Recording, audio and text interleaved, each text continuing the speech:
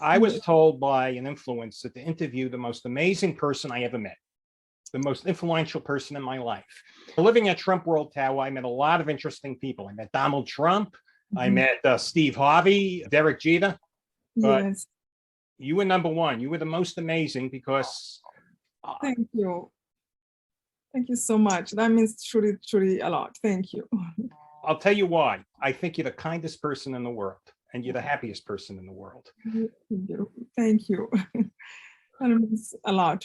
Coming, somebody saying that, I try, but I don't think I'm the one, but the number one, but still it means a lot from you. Thank you.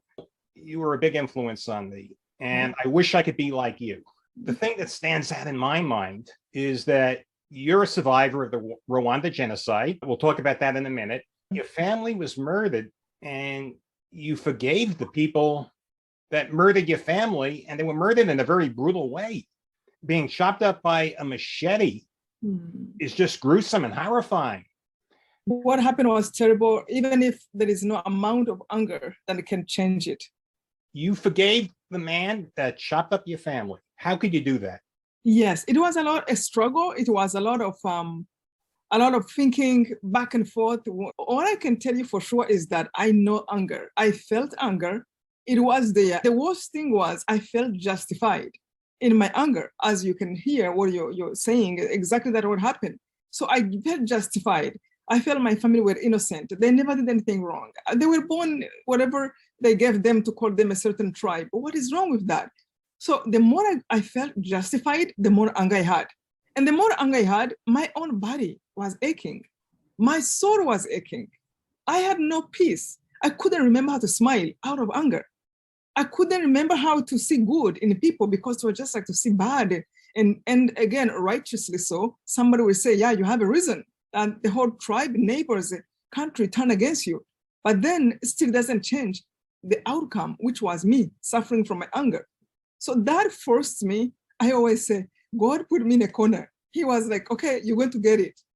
You will know pain is going to get worse and get worse and get worse until you consider about forgiveness. So I then forgive because I knew how to forgive. I truly forgive because I asked God, help me. I want to feel good again. I want to see good in people. I want to understand the things you say in the Bible. With that willingness to wish even to be innocent again, to wish to see good in the people, to see bad for what it is, of course, but to see good, that's where my help came from.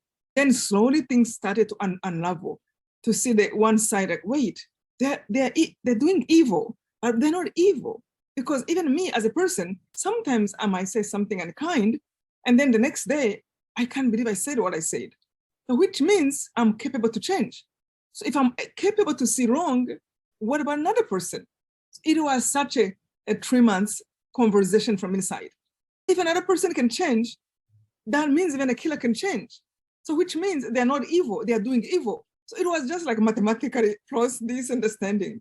In the end, it came to, yes, how in the world did I first be sold to be angry like them? How did I even wish to be like them? When you're angry, when you can't forgive, inside you, there is the thoughts and the suggestions of how can I revenge? Even if you don't revenge, like one of the things I used to say, I would never talk to anybody from that tribe. Could you explain to my viewers exactly what happened? What was the genocide about? So I wrote the story in actually 2 books left to tell, that the first one, and the second one, Laid by Faith, which was the next 10 years after the genocide. The genocide happened in Rwanda in 1994. I was a student in college. I grew up in a family of 3 boys and 1 girl, me and mom and dad. We were all there until the genocide.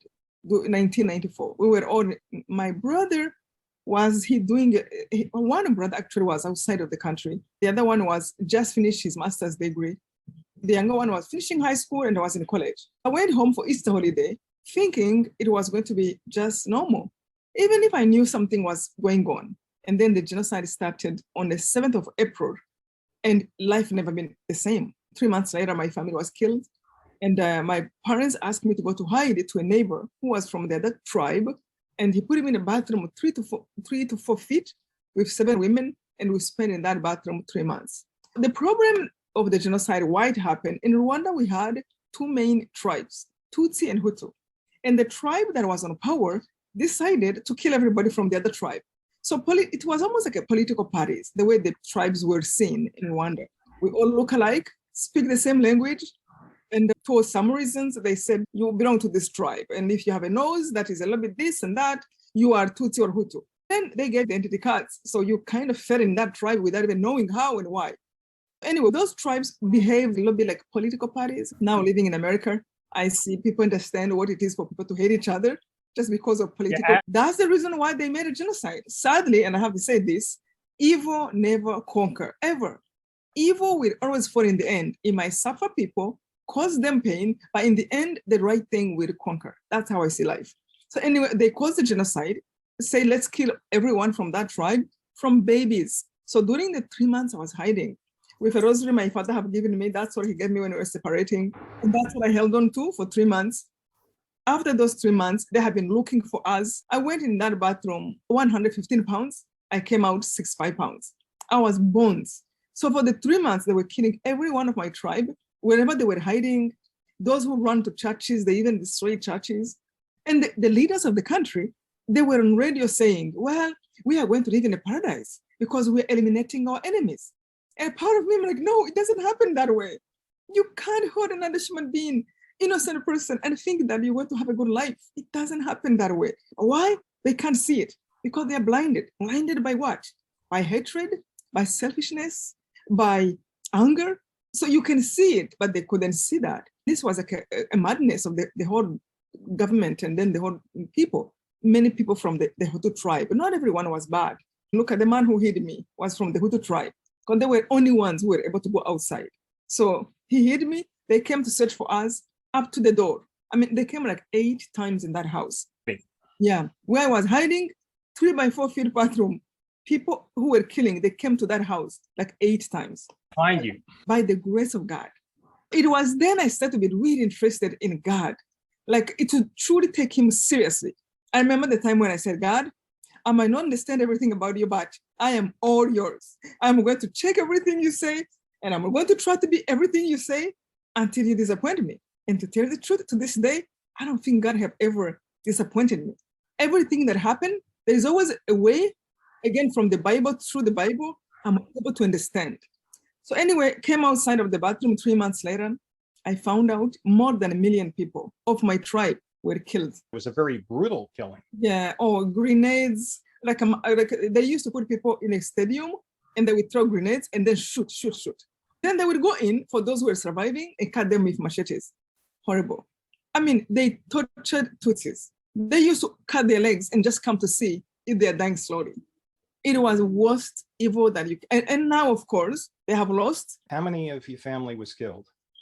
98% of my whole family, including extended family, were killed. Your immediate family, if I remember from your book, was chopped up by a machete. Yes. I mean, that's absolutely horrible. And it was one person who did it? One person, he had a group he put together because he was a man of power. He put a group that was looking for me that went and killed my mom and went and killed my brother. So I made the person who literally hands-on, who had the machete, and I made the person in prison who had the group that were looking for them. I heard them outside of the bathroom, and he was saying, it is only Immaculée we are lacking in the family. He was looking for me because they took everything from my home. They were looking to make sure no one will survive. Another person outside of the bathroom, he said, he killed 400 by machete. And he said, I'm looking for Immaculée to make the 400. No, 399. You must have been really scared. It was so scary. So you forgave the man who really was responsible for chopping up your family in a gruesome way. I just can't get over that. If someone did that to my family, I'm going to be honest with you, I'd want to set them on fire slowly. But you forgave them and you're happy. I wish I could be like you. I wish to God I could be like you. I admire you. You're just so kind and you're happy. Again, I believe in God. I believe in the grace of God. I truly think that with forgiveness came the gift of the joy. There's so much division right now in the United States of America. There's so much hostility and radicalism in the Republican and the Democratic Party. Yes, people hate each other. What is your advice to America? I see that. I live in this country now. I go back and forth, of course, in Rwanda. But I just wish people can really take time to think individually and watch themselves and say, what am I doing? Even the things I'm believing, is this good or bad? What I'm thinking about another person, do I want to be the person who just think about evil and bad of other people without sometimes even knowing the people fully? You don't even know that person really well. You can judge what the person is saying in the moment, but don't go to hate them so much like you know everything about them. So what I wish in America, especially, it makes me think about what I have gone through during the genocide, how these two tribes who are brothers and sisters, coming from the same Father, God, that we are here on earth, God put us here willingly, individually, lovingly, and we are falling in the trap of Rwanda. We are falling in the trap of the devil that makes us look at ourselves like, oh, look at you, you're different, hurt each other. What if even somebody think about something differently? Can I bear them? Can I listen to why they think that way? Why do I have to hate them? I just wish that people can accept each other and also think back and learn something from Rwanda. This is what our politicians are preaching. It's almost the same thing as what happened in Rwanda.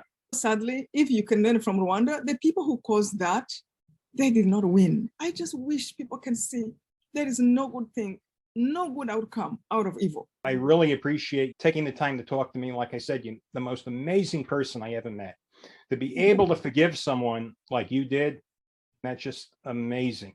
Do you have any parting message? Yes, I want to encourage people. You see, we can't control what other people do. We can change ourselves, but we can't change others. So if we see evil, for those who pray, please encourage you. Pray, pray, pray. Because truly prayer can change everything. Also, please let go the anger. If somebody does something bad and then you succeed to become like them and more angry, you have become two, not one anymore. Let go the anger and do your part. Do good, do your part, and pray for our country, pray for peace. I hope the United States of America will listen to your message. I hope this video circulates. There's a lot of hostility out there. There's a lot of violence. The Republicans and the Democrats are getting very hostile towards each other. It's getting pretty bad. It's quite possible there's going to be a lot of violence, and I just pray that doesn't happen. I love this beautiful country, and I hope people can really just turn around and love one another. Immaculée, that was really beautiful. Thank you so much for agreeing to be on my podcast.